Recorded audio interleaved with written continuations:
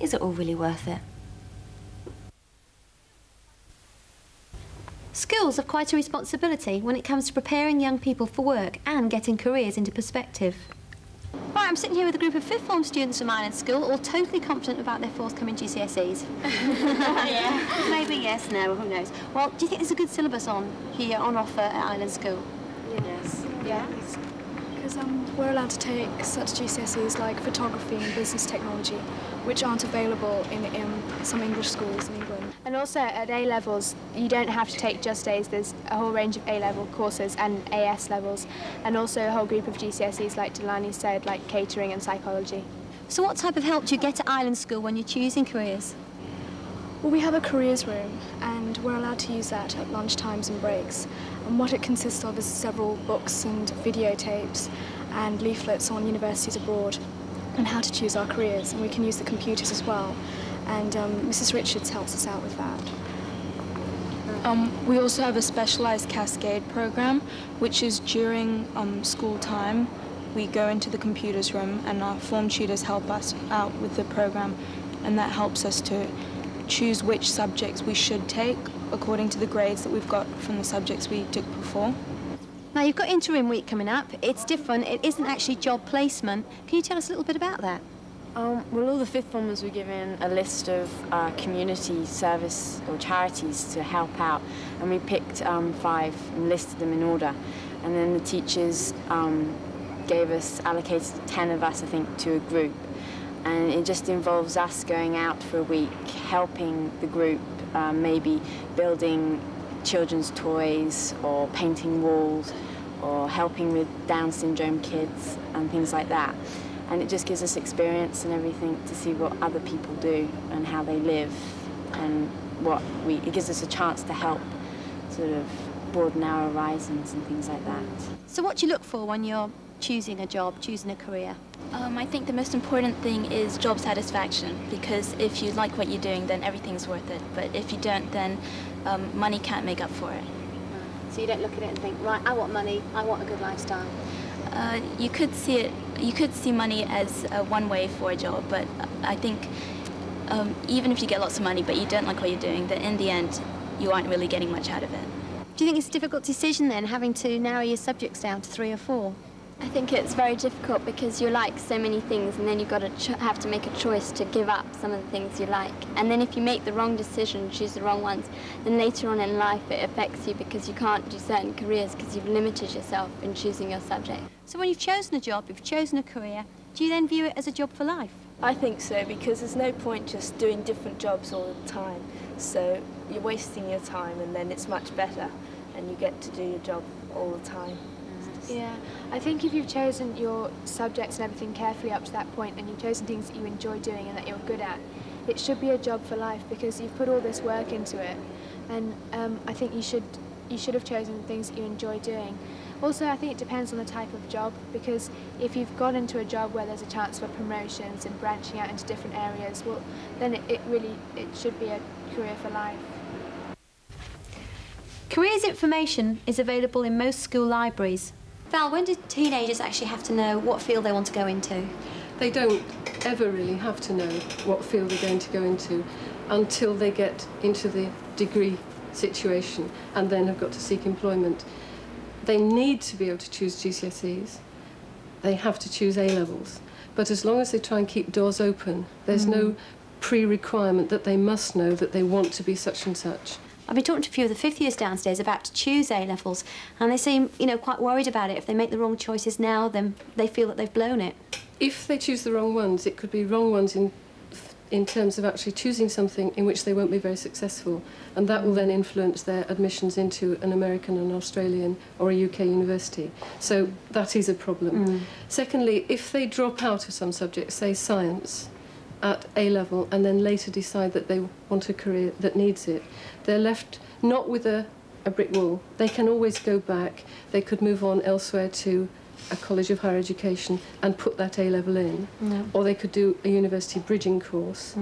Or supposing they dropped a language, they could go to a language school for a year in the particular country and pick it up. It's not too late. No, but we do try and encourage them to make the right decisions the first time round because it's easier, because nobody likes to fail. So when they come to you for help, I know that you do use a lot of computer programs. Can we take a look at one? Yes, this particular programme we use with our Year 11 or 5th year students to help them make their A-level choices. And this particular part of the programme is looking at a variety of A-level subjects that could be on offer, not all of which we actually offer. And then if the student punches it in, as for instance, I'm putting in business studies, it will then tell the student whether there's any particular career that desperately needs business studies, and one can see that nothing does. One proceeds to the next screen, and it lists the careers for which it would be a good idea to have business studies, and then on the next screen, the careers that it would be useful for, and one can see that it's actually useful for a lot of careers. This can then be printed up so that the child can take it home and think about it. And another computer program? Yes, press escape, and then the fourth option on here is one where the listing is this time of a variety of careers, somewhat limited because it is only a floppy disk program, but this is in fact a program, a career that a lot of kids here are interested in, accountancy, and it says that they require maths, that statistics or accounting would be preferred, and economics, business studies or computer studies might be useful. And we do in fact get quite a lot of students who would pick out mathematics and accounting and economics as their A-levels, although the only one that they actually are required to do is the maths.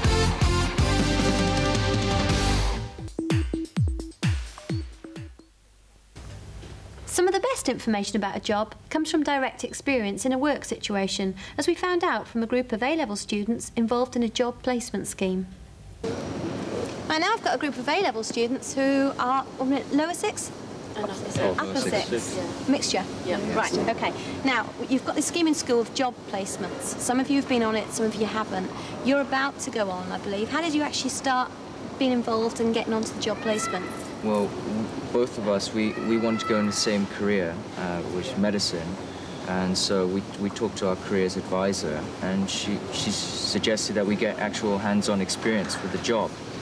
And so I was lucky enough to have some family contacts, so I phoned up and they asked me to come along to do some volunteer work for them. Right. You're both going into medicine. What help did you get from school to help you decide? There's a computer program in the careers room, and I just went there and I started looking for information in the third form. And I said I wanted to become a doctor. Just told me what subjects to do, and then last year I did the same thing. And it told me what A levels I need to do, and if I've done the right GCSEs. And the information in careers room, that was quite good. What about the Cascade program? Has that helped you? Oh, yeah, it has. It has? Yeah, because I wrote on that sheet that I wanted to be a doctor, but it sent me quite a lot of other alternatives. Because it said you don't have to be a doctor. You can become a banker, engineer, businessman, anything you want to do, because of the kind of person you are. It's great, you've got a wide variety. Yeah. Now, has it suited everybody?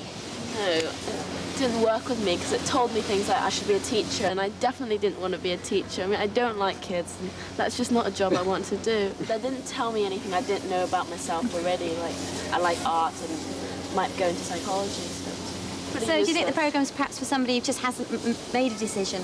Maybe, or it might be for someone who actually made a decision like him and wants to have a look at other ideas.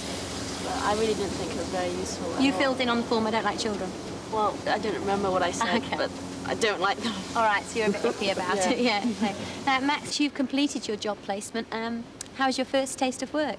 Well, it was good. It was good because you get out and you work and you find out how the system goes, but sometimes it doesn't really work out about what you want to do. I mean, it was interesting. And I was working at the APA, making props with a man who was, the professional there. And no, just being in this one room, just him and me, and occasionally a couple other people. I found out I need people around me, need communication. So, no, I mean, it's good in that you do learn maybe what you don't want to do. You could learn what you do want to do. Has it confused you? Yeah, confused. You don't know which direction. Is it a worry to you that you don't know what career you're going into? Not really. I mean, No, not at all, actually. Yvonne, how did you find yours? I really enjoyed it. I went to the SCMP and I just saw how a newspaper was put together. I watched the 7th edition being printed, the special edition. That was really good fun. And I saw a lot of things. Like I went on the submarine and I went on and did an article by myself. It sort of says that you've got lots of boring jobs to do, like come back, sit on the MTI for 6 hours and go somewhere, listen to a really boring interview. But then you've got some really exciting things like seeing the submarine and things. Right. But it was really interesting. It was like I wasn't sure. I always thought maybe journalism was something I wanted to do, but now I know that I can do it.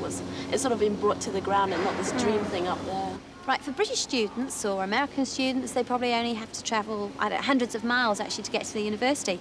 You here have got a whole different ball game because you've actually got to apply for universities overseas. Yvonne, how does that make you feel? Well, I've been brought up here and this is my home, and it's really difficult because I only know Hong Kong and that's the only thing I do know about. I don't know anything about New Zealand, which is where I'm going. And the thing is, I have any family because all my families are here, and it'll be different, like no more big Chinese dinners with everyone, and no friends. I mean, I'm going to a place where in this school there aren't that many people from New Zealand, so it'll be like me and maybe like 2 other people I know in the country, so it'll be really scary. Right, okay. Jason, would you like to actually come back and work in Hong Kong? I wouldn't mind, actually, because what Yvonne said, this is my home here, and I find this place really interesting compared to somewhere like England, because I don't really know the place. Right. So if I can get a chance to work back in Hong Kong, I'll jump at it. So. Right. Finally now, a job. You actually make a decision, if you ever do, Max, right? Make a decision. Is it a job for life? Mine would be.